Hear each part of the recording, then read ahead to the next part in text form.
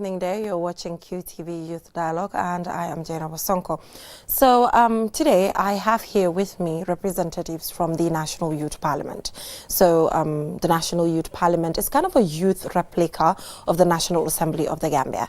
And in recent years, we've been seeing how they've been holding physical sessions at the National Assembly ground, giving it that sense of prominence and giving it that sense of the whole idea of national youth parliamentarians debating on very essential issues. So before I introduce my guests, I just have a short clip that I will play at the session in 2023. So in this particular session that took place in 2023, the focus was on female genital mutilation. So at that time, at the National Assembly level, there was a parliamentarian who wanted the repeal of the existing law banning female genital mutilation. And these young parliamentarians took it upon themselves to add their voice at their ordinary session that took place at the National Assembly. Let's take a look at that, and when we come back, we will be joined by the clerk as well as a nominated member who is a female representative for West Coast region. We will be right back.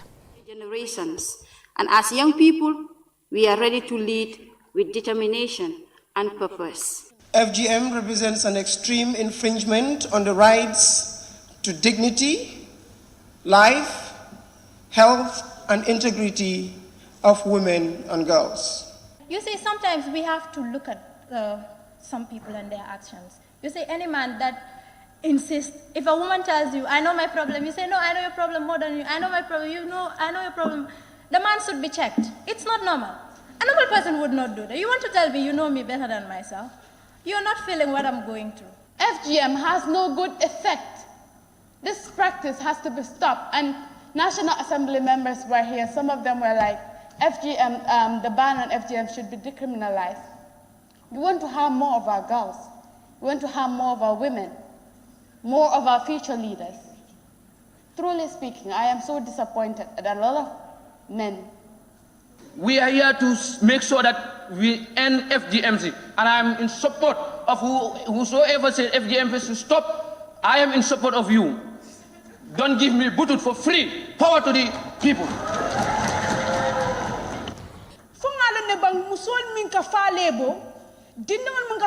Because of FGMC. FGMC is a discrimination against women and girls. Welcome back from that short video. So I just gave you an opportunity to see what these young parliamentarians do at the level of the National Assembly when they have sessions. And it's amazing that, you know, they're debating on issues and getting ready to go into the main National Assembly. And I believe that if we have these young people there, I mean, the future is bright. You know, smashing the whole idea of what parliamentarians are voting based on tribe, based on religion, you know, and just based on association. Thank you so much for joining me. Sarah Tassise, nominated member, female representative for West Coast region, and Abdullah Oba, the clerk of the National Youth Parliament.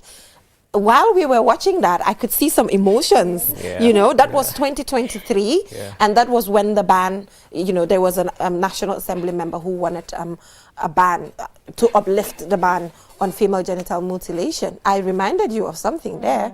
Did you guys forget about that? No way, no way. Okay, no. Yeah.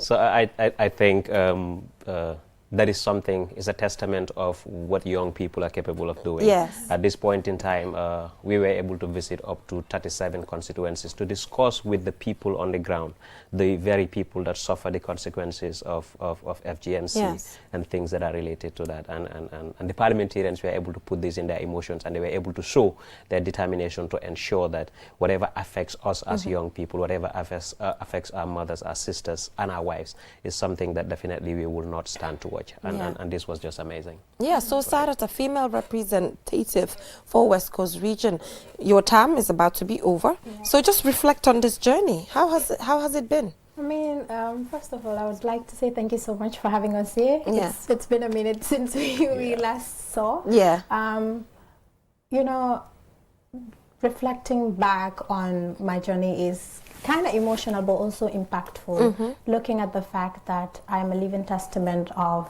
one person that has transitioned from the Children's Parliament down to the National Youth Parliament. You used to be the speaker, right? Yeah, of the Speaker Children's for the National Children's Assembly. Parliament. Okay. Then I transited to the National Youth Parliament as a female representative, and this is marked by a lot of resilience, a lot of determination, looking at the fact that the National Youth Parliament has not just empowered us as parliamentarians, but deep down we were also able to take that to another level, going down to our communities, being able to put in positive impact, being able to challenge issues around us as females, as girls, but also as youth parliamentarians. So for me, it's the National Youth Parliament, or my journey as a female representative, has taught me a lot, because at the end of the day, I know the number of people I've impacted positively on, and I'm still impacting, and this is all due to the various experiences that we were able to have through the National Youth Parliament. From policy formulations, from policy and framework discussions, from implementations, and from dialogues and discussions, and also the sittings. So through these things, I was able to get a lot of experience, and trust me, it's a resilient one. Okay, Yeah. so now I think it's the end. It's the end of the road. Probably. Yeah, very soon. Yeah. Yeah, very soon it's the end of the road. Do you expect to be nominated again? I'm not expecting any. How does it work? Maybe the clerk can explain that. Are people nominated twice? Does the National Youth Parliament actually work exactly like the National Assembly? Does it work that way? Once again, thank you very much. The National Youth Parliament mirrors the National Assembly. Yes. We have the structures of the National Assembly. I know the National Assembly will not like to hear this, but however, we are a little bit a step ahead of some of the structures that we have in the National Assembly. Okay, tell me about those structures.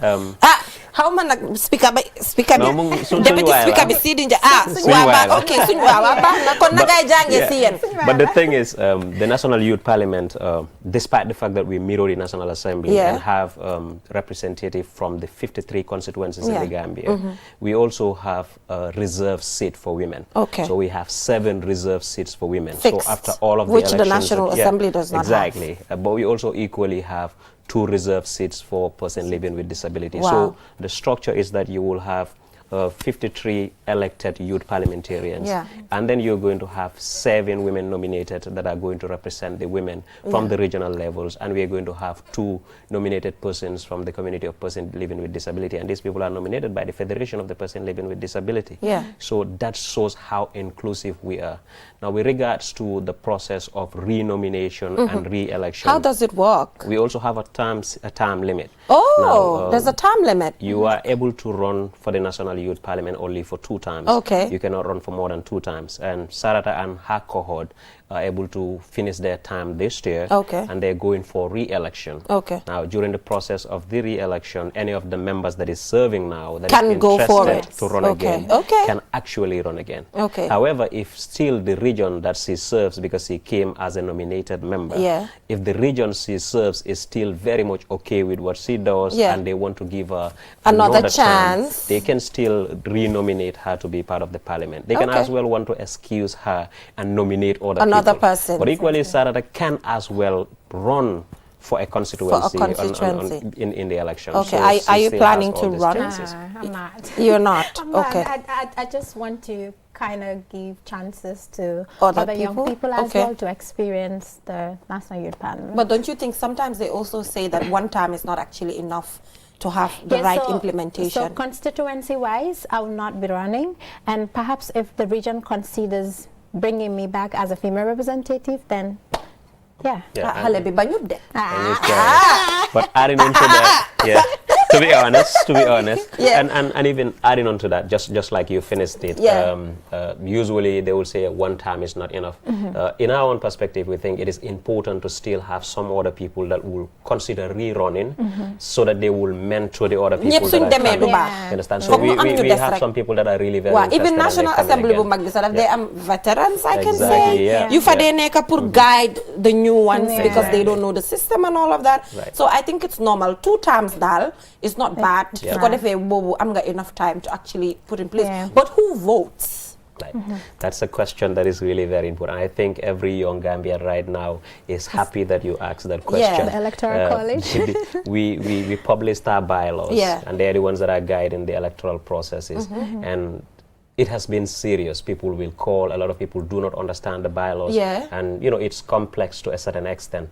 At the National Youth Parliament, we want to ensure that the election is as inclusive and open to all of the young people in the country as possible. However, we are guided by a constitution, and the constitution that we have provides that youth organization or registered youth organizations are the one that will constitute the electoral college. Now, how that works is that in each constituency, young people that are found in registered youth organization are going to be nominated by those organizations to form a part of the electoral college. So each organization is at liberty to nominate 3 individuals, at least one of whom has to be a woman, including the person that is as well probably running under that organization to form a part of the electoral college. Additionally, we are also going to have, in circumstances where villages don't have youth committees that are registered, we have youth committees that are understood and recognized by the DYCs, and they make provisions for those people as well to be able to nominate some people to form part of the electoral college. So the voting is young people between the ages of 15 to 35, and these people must be people that are recognized from their certain constituencies, but as well as people that are from registered organization or village development committees or village youth committees. At least with village development committees and youth committees and all of that. So that way we are able to have a lot more other people. Because you will bear with me when the previous Youth Parliament came, after their first session, you had a lot of people saying who elected them, how did they come to power? I saw that. Exactly. There was that conversation online, you're right. And they didn't even participate. Exactly. So this is your chance. So this is the chance for us to tell them, here is the opportunity now. Participate in electing the young people that will represent you. And, you know, you will allow me to just simply also clarify a few things, because I've seen people that are making serious promises as they declare their intents. Which is also important. Why?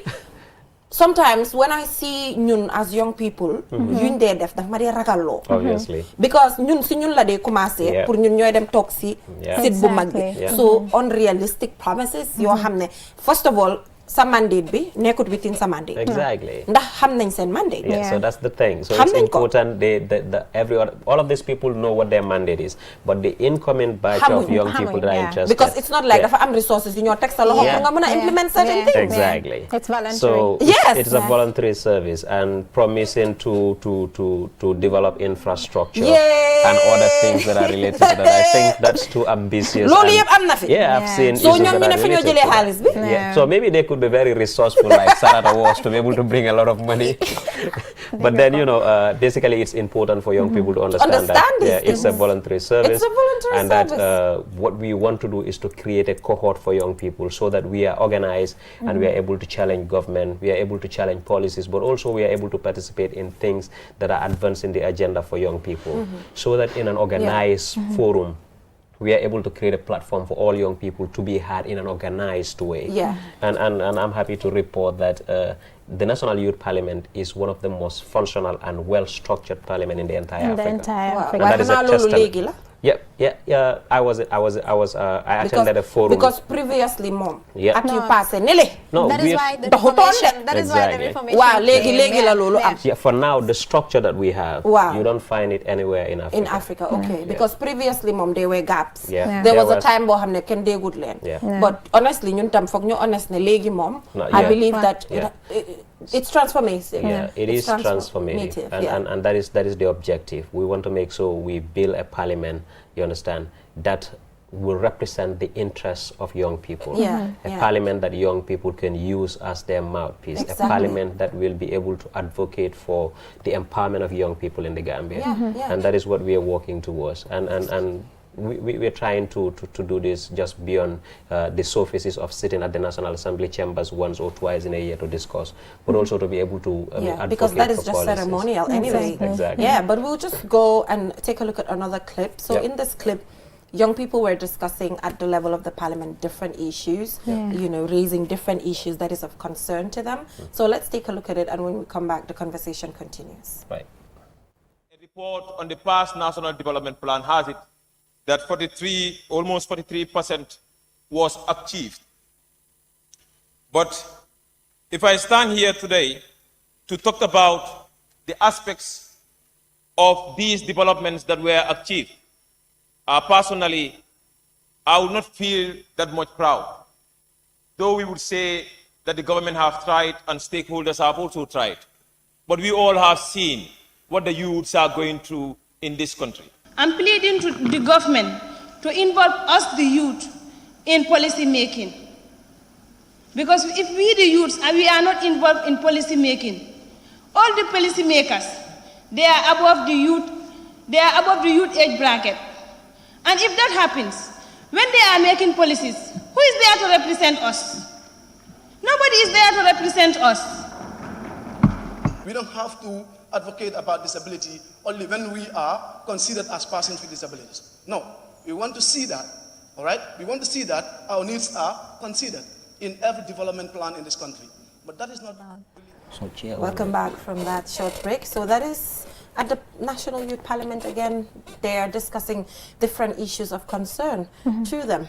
And, you know, just coming back to you, what has been some of the impacts that you mentioned? You know, you mentioned, Sarata, that there were impacts, it was transformative. So can you be specific here? So I'd like to acknowledge the fact that the National Youth Parliament is or was a part of the CHO coalition. And in that we've been in the forefront championing and working towards achieving certain gaps that we feel were overlapping, and also trying to add our voices to ending harmful traditional practices, right? Alluded by Aside from that as well, I think usually after the sittings, we hand over our documents to policymakers. The position paper. I love that part. To the policymakers, because it's important that when we are doing these sittings, the responsible people, the policymakers, are present to listen to the voices of young people. At the end of the day, they're the ones... I'm not cutting you off, but there were two sittings altogether since this particular youth parliamentarians were voted in. So, and you've submitted 2 position papers. So have you seen any impact with those position papers that you've submitted before? Has there been any form of implementation? Maybe, Mr. Ba, don't say anything because you are an administrator as a clerk, but you watching from far, you know, be honest. Did you see anything that is you know, you can point at to say you've seen this change when we passed it? This is because you are the voice of young people anyway. Have you seen a difference? So far, so good. So far, so good. I think even if there are, it's few. Okay, right? Limited. Yeah, it's limited, it's few. And we still have gaps to develop on, right? Because at the end of the day, us adding our voices is one thing. We understand that we have so many policies, so many laws about young people, and at the end of the day, when it comes to the implementation part of it, it's zero. I don't know where we fail as a people, whether it's from the policy formulation, or it's from the implementation, or it's for the evaluation and monitoring. I would never say it's during the policy formulation. You know why? I think the Gambia has one of the most beautiful policies. Very beautiful. Whenever you mention it, Gambia can be used as a case study when it comes to setting up policies. Because every day when you watch QTV news, you see a validation of a program. They are validating this policy, they are validating this document, they are validating that.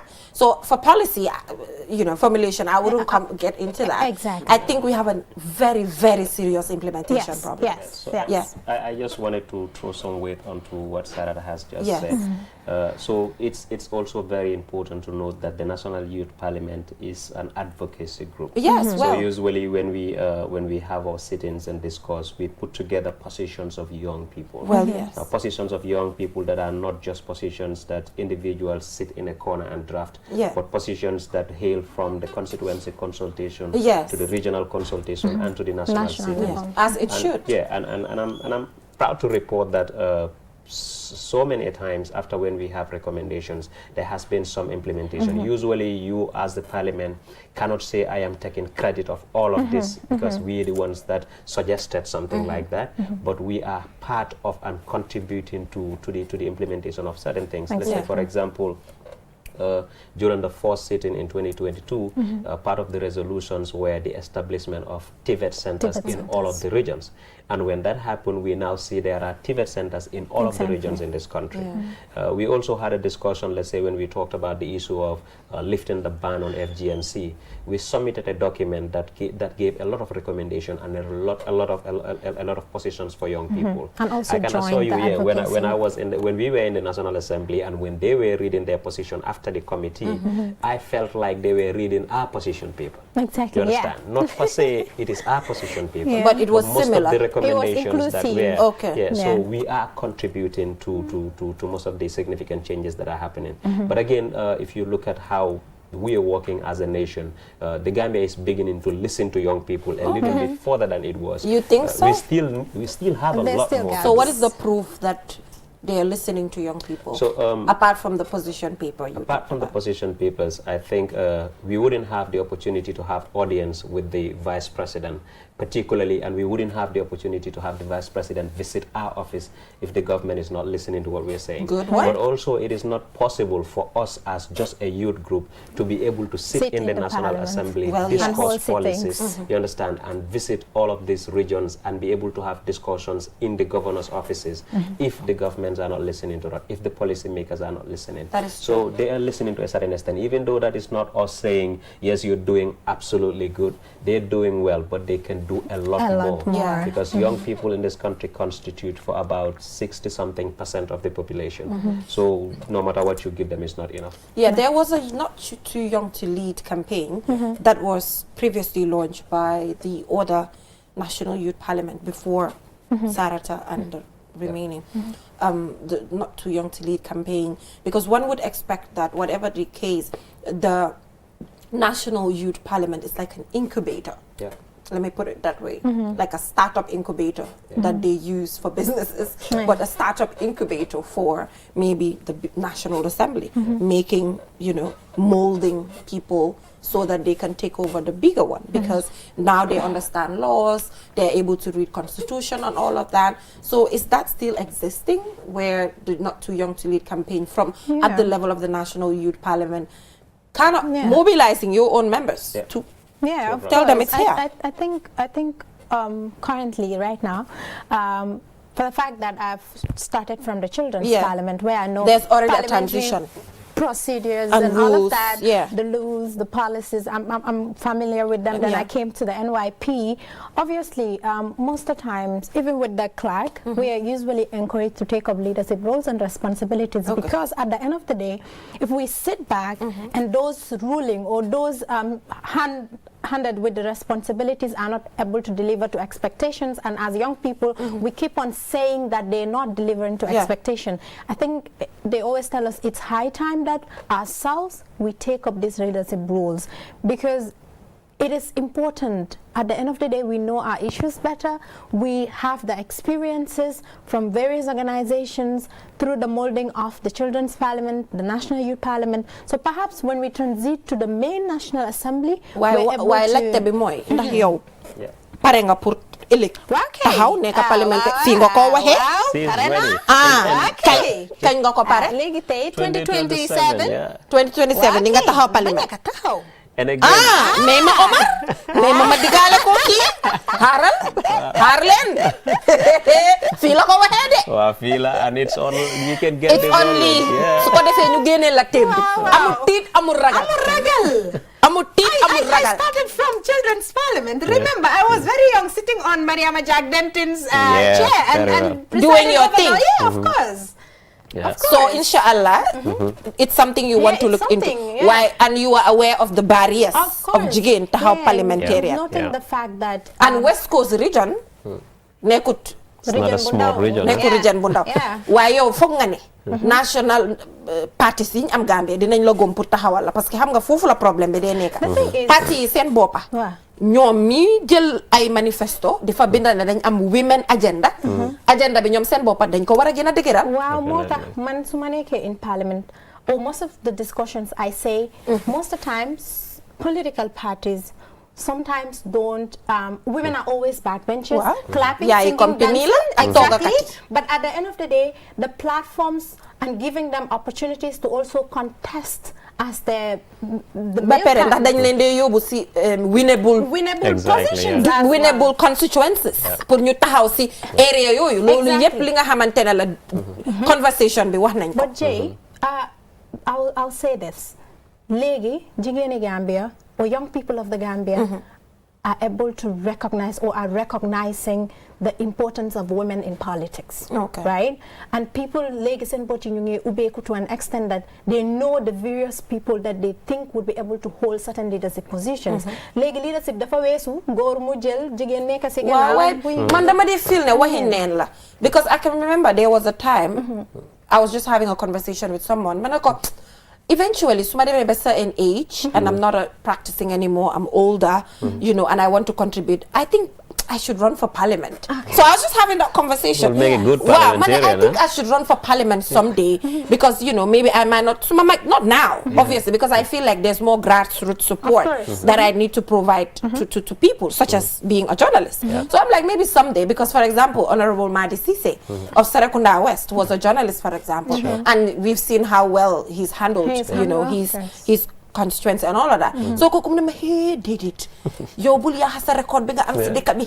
Boko waxe lolu boko waxe da nga ya sa record bi parce que nit ñi so generally and then people lean forward the tech because imagine so take a certain caliber of people in National Assembly bi law see highlighting how constructive the debate is going to be. And I feel like we are far from getting there. And that is why us as the National Youth Parliament, we are setting up standards. Because ñun suñ boppa suñ structure bi, we've created a quota system, a percentage where we have this particular percent is just for women. And more than ñu ko gonna advocate to ensure that even at the main parliament, they should be considered. Why demo nañ fi way doxut? Yeah. So there are still serious gaps and it didn't work at the end of the day. And we have a long it didn't work. But then I think just like you, that is opting to ensure that maybe at some point in time. Balalen man nak dama caaxaan de dama caaxaan bala ma ew suba fekk ñu dogal mako non bàyyi leen rek mu jàll dama sonna Gambia dafa metti bàyyi leen su ko defee bëgguma ew suba fekk ñu dogal ma clip bu ndaw ajal mako dama fo dama fo comme nuko mi ak ci de waxe dama doon fo rek. So I wanted to say something on what Sarah was saying. You asked the not too young to run campaign and how much the National Youth Parliament is contributing to this. We have what we call the National Youth Leadership Academy. And the National Youth Leadership Academy is a concept that seeks to prepare young people so that they can actively participate in leadership role. Train them to ensure that they are able to run for parliament. So we have had 2 cohorts already. Let's say 1.5 cohort because the other one could not come to fruition. The first cohort that we had was of 35 people, and this was supported by UNFPA. We were supposed to have a 10 months project that was going to be conducted by NDI. NDI is one of these programs that has ended as a result of the withdrawal of the US aid. And they were supposed to be the ones that were also going to train another cohort of up to 35 young people. And all of these young people are young people in political parties, young people that are interested to run for parliament, and young people that want to ensure by 2027, 2028, they are ready and prepared to be given the flags by various political parties to run for election. And again, so you know what? Before you move on, you talked about how with the USAID issue, this has affected your work. So now, what's the way forward? What does the future hold? Now that you've lost that amount of money that could have been used to support young people in politics and different things, you know, that brings us to locally. How do we mobilize resources in Gambia, apart if development partners, because we never saw this coming. We never saw this coming. Because whenever you speak to people, they'll be like, oh, development partners are dead, development partners. So what next now? I think this is the project just going to fail, not happen, just because you lost the money from NDI? So that is why usually when I communicate this to other people and when I discuss it, I say we are on a whole on a certain project because the idea is so constructive and so beautiful that we do not want to let it go into the dustbins.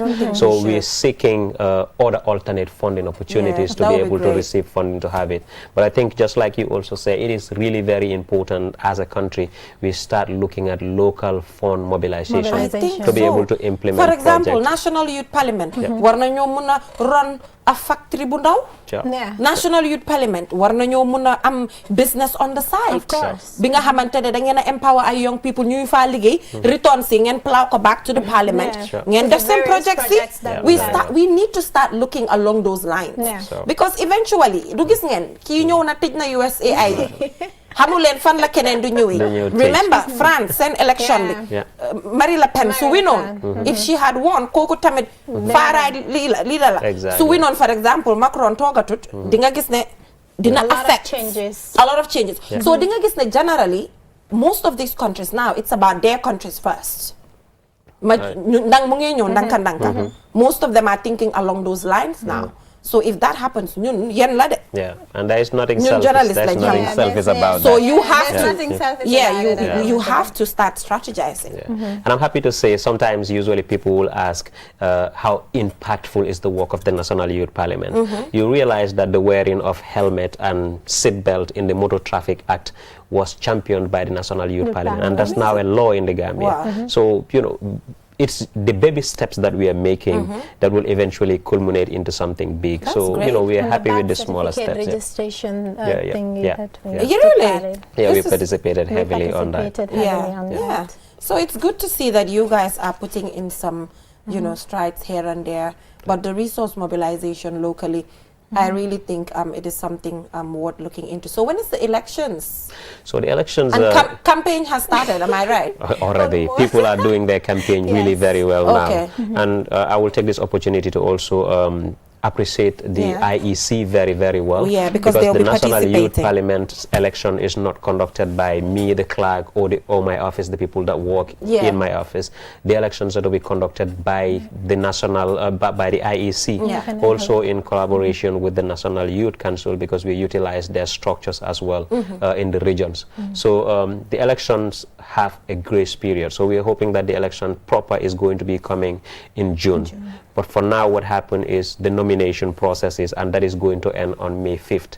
When it ends on May 5th, we are going to launch the registration process to register the voters. So the voter registration period might also span out. Elections. Yeah, it is elections. So we'll span out for maybe a week. So I'm voting too? Yes, I can vote? Sure, I need to start looking at my candidates to know who I vote for. Exactly, very important. So we definitely are hoping that the elections are going to come in June. And before that period, we just want to encourage young people to understand that this country is ours.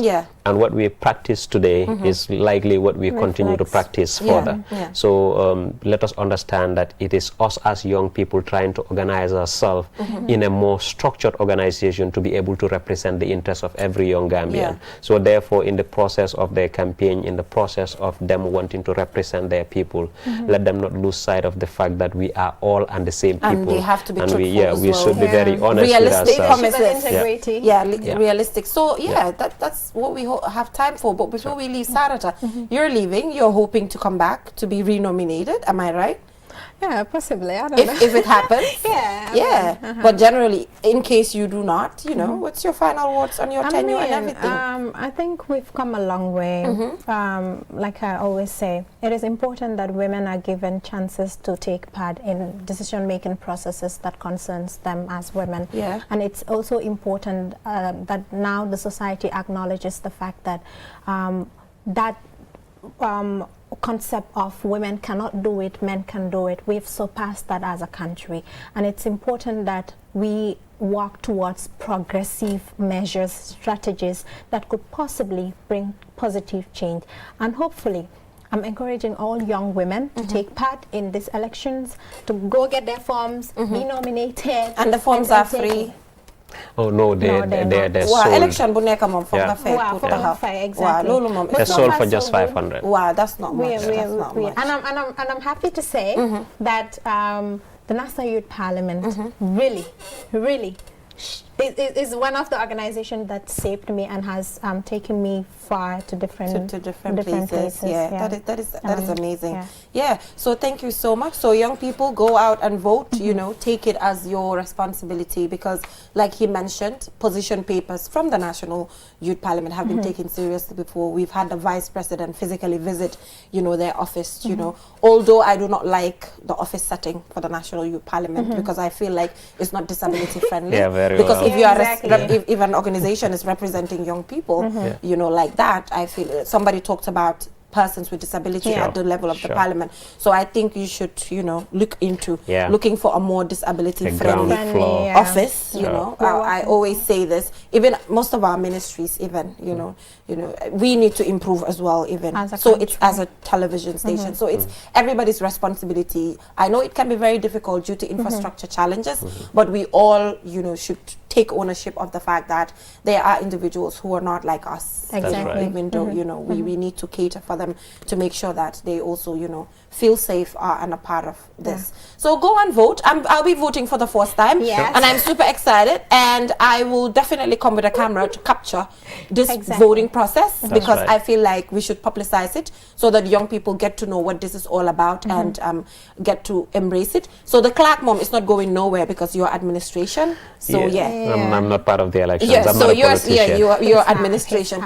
So thank you so much for joining us on here. So moving on, we will be taking a look at a book launch, and the book is The Blind Bridges of Love. So recently I've been seeing a lot of book launches in the Gambia, and I've complained about it on certain platforms to say, why a lot of book launches in the Gambia? You know, I don't honestly sometimes take my time to read these books, but I've been, which is a good thing that a lot of young people see the need to launch books. But I've been like, why all these launches, and what is special about these books? Is it that when it's launched, people will pick it up and read it? So that is the whole goal. So Abdul Koma will be joining me to tell me why people should buy this book. Why it is important that Gambians should buy the book and support his book launching, considering that there's a lot of book launches in Gambia currently, and it must stand out, you know, for people to grab a copy, because it is said that if you hide something in a book, a Gambian is never going to know what is in it because they're not going to read it. So he'll be joining me to explain what this book is about. We'll be right back. The art of juggling is a true spectacle of agility, coordination, and speed. A symbol of progression, precision, and mastery.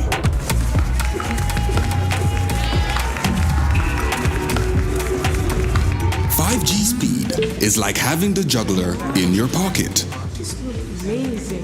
With lightning-fast download and upload speeds, you'll easily be able to juggle even the busiest workdays.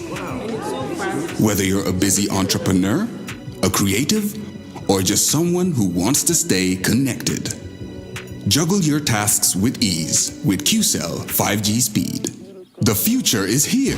It's fast, reliable, and efficient. First brought to you by QCell. We innovate, others follow. Are you ready for an upgrade? Because QCell's eFankanta just got bigger and better. Now, borrow credit from $10 all the way to $500. No more limits to staying connected. Whether it's that important call, buying Q Power, or browsing without a pause, eFankanta has you covered. Loan up to $500 only with QCell. Just dial *393# to get started. Borrow anytime, anywhere from $10 to $500. With eFankanta, enjoy the biggest credit loan amount in the country. For more information, call customer care on 111 QCell Senior Bus. We innovate, others follow. Terms and conditions apply. Browse with us. QCell brings your promo like never before. Get unlimited internet for just $25 Cs. Yes! Recharge $25 Cs and enjoy the convenience of free internet from 1 a.m. to 6 a.m. every day with our Browse with Us promo. With this amazing offer, you can browse, stream, and download all your favorite movies for free. So why wait? Recharge $25 Cs today and enjoy free internet only with QCell between 1 a.m. to 6 a.m. For more information, call customer care on 111. QCell, Senior Bus, we innovate, others follow. Terms and conditions apply.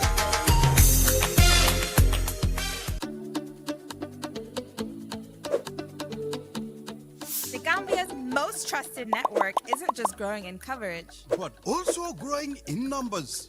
QCell brings you another number series, 5-5.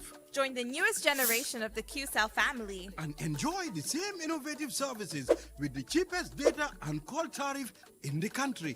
with a brand new look, 5-5. Visit any of our customer care locations and Get a 5-5 SIM for free. Or call our customer care on 111. QCell Senior Bus. We innovate, others follow. Terms and conditions apply.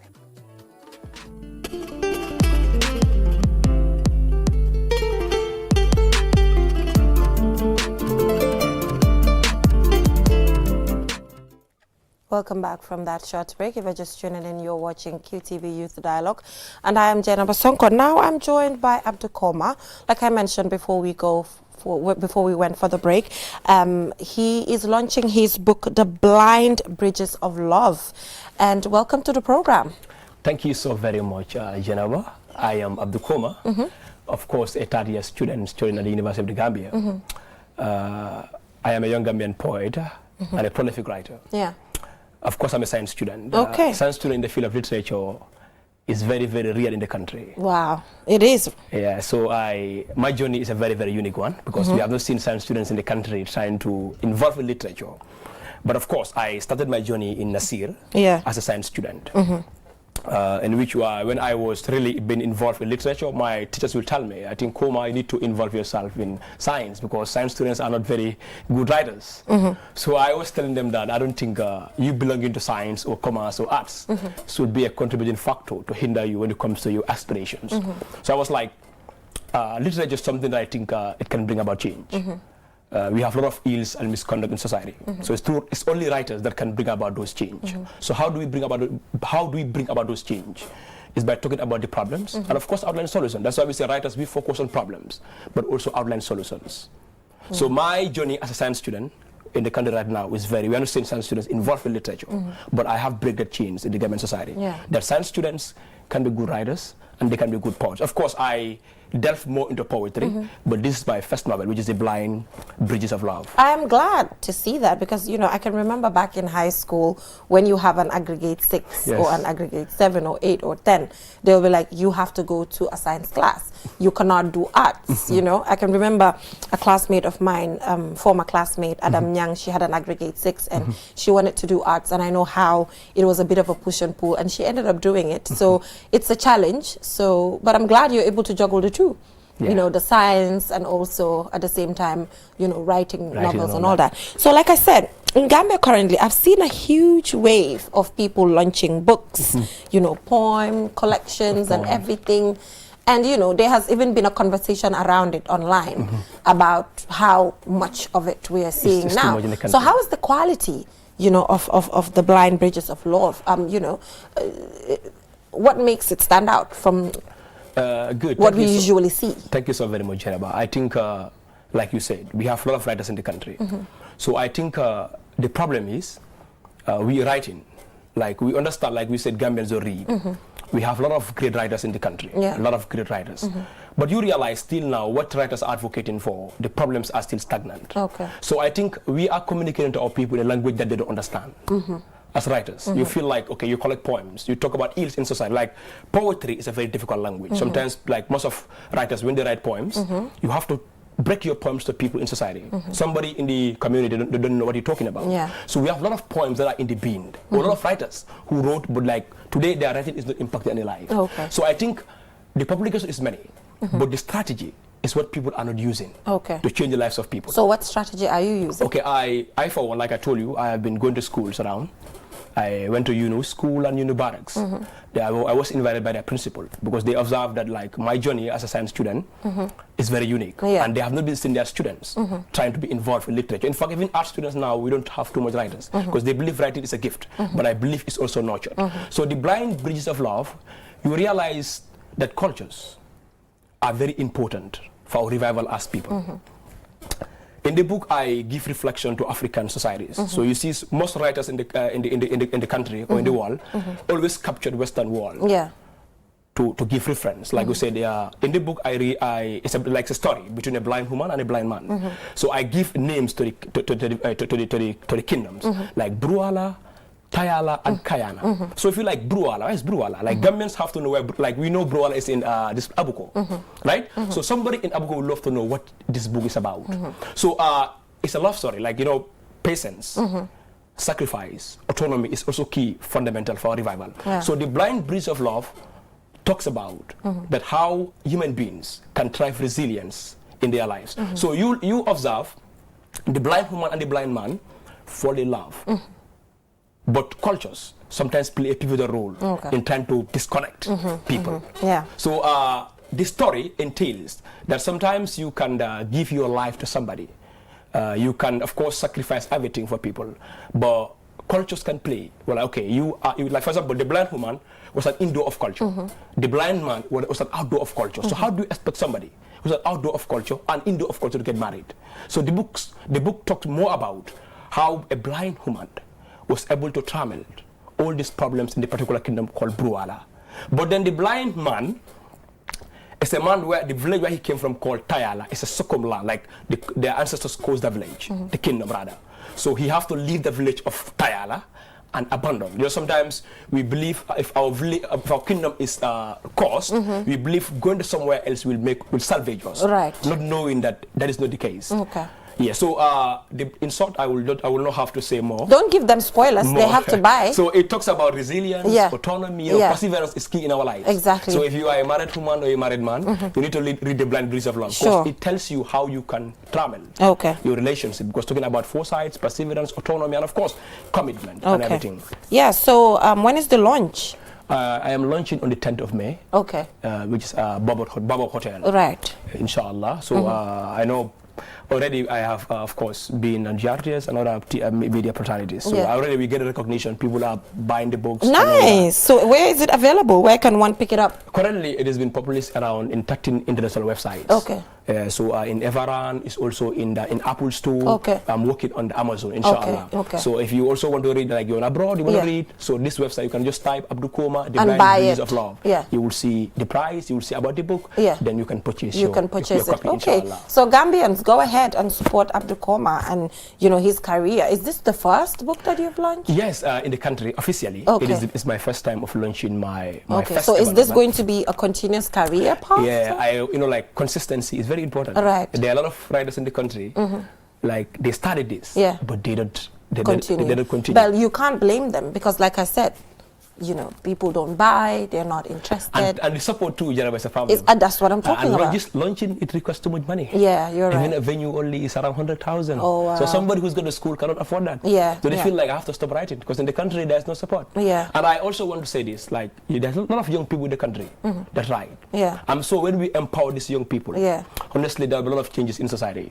How will that changes happen? Okay, like I told you, writers, we focus on problems. Like me, one of the fundamental reasons why I venture into writing is because I see ills and misconducts, like problems affecting girl child. Okay, there was a time when I was in school, I saw a friend who was forced into the marital space without her wills. So I was like, this is a problem. So how do I solve this? But then I was not the writer, I was a stepping stone writer. So I think I can speak verbally, obviously, but I think these are problems. This girl is compelled to get married. And she is not with her wills. You understand? So I was like, okay, I have to write something about this. In fact, I can remember when I wrote a poem, say in our platforms, in Nasir, there were a lot of people who were going over the poem. They started reading. I was like, okay. Now we understand. Exactly. Now I think writing is one of the areas that we can use to bring about change. So I can remember a friend also went through my work. He was like, Koma, I read your work about early marriage. And even me, my parents were forcing me to enter the marital space. Understand? I was like, see how really significant writing is? It was like, okay, I need to talk to my parents because you outlined some very important points that forcing a girl child into marriage is to reach her dreams. So she was like, okay, I think me too, I will start writing. Because I have a lot of friends who are involved in this kind of traumas. But how do we bring about change? So writers are the inks of the society. They are the brains of the society. But like Gambia, we have a problem with supporting them. But I think, like I told you, Jenaba, the problem is we are speaking to the people in the language that they don't understand. So as writers, we have to act our like, if you write a book, speak in the local languages. Like Nelson Mandela said, if you speak to a man with a language that he don't understand, that goes to his head. But if you speak to a man with a language that he understood, that goes to his heart. So let's speak to people in the local languages. We have a lot of writers in this country. Let's go to societies. Let's act them in the real life situation. Like this book, I want to, of course, act it in the real life situation. In the societies, in the communities, if they cannot read, but they can use this to see. I like that. I like that. But thank you so much for 10th of May, inshallah. On the 10th of May, inshallah. So go ahead and support Abdul Koma on the 10th of May, and or purchase his book on Apple Store. You're also working on Amazon and other publications. So good luck on the launch, and hoping that it is a path that you wish to continue. It's not going to be a one-off like we've seen with other people, and keep the quality, because it's very important. Like you said, it has to be it has to be given some extra touch for people to actually read your materials and all of that. So that is all we have time for. Good luck, inshallah. Thank you so very much. I think, can I say something? Yes, my last words. Okay, like there are young people coming here today watching me. They also want to be writers. They want to be poets. You realize that, like I told you, writing a book, in fact, is difficult. It's not easy to write a book. So you, as a young guy, if you're looking at me today, you need to keep pushing. The journey will be difficult.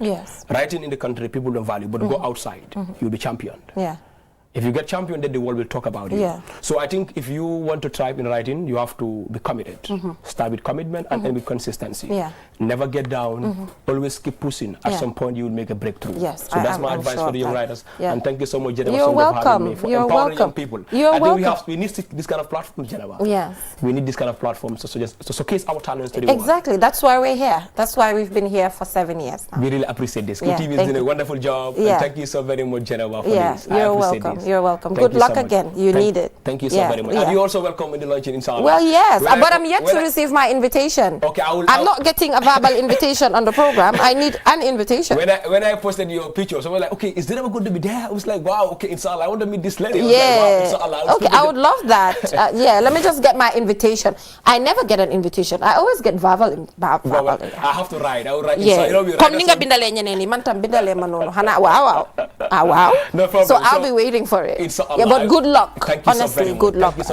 Thank you so much for joining us on the program. See you next week. Have a good night. Bye for now. Bye. Thank you.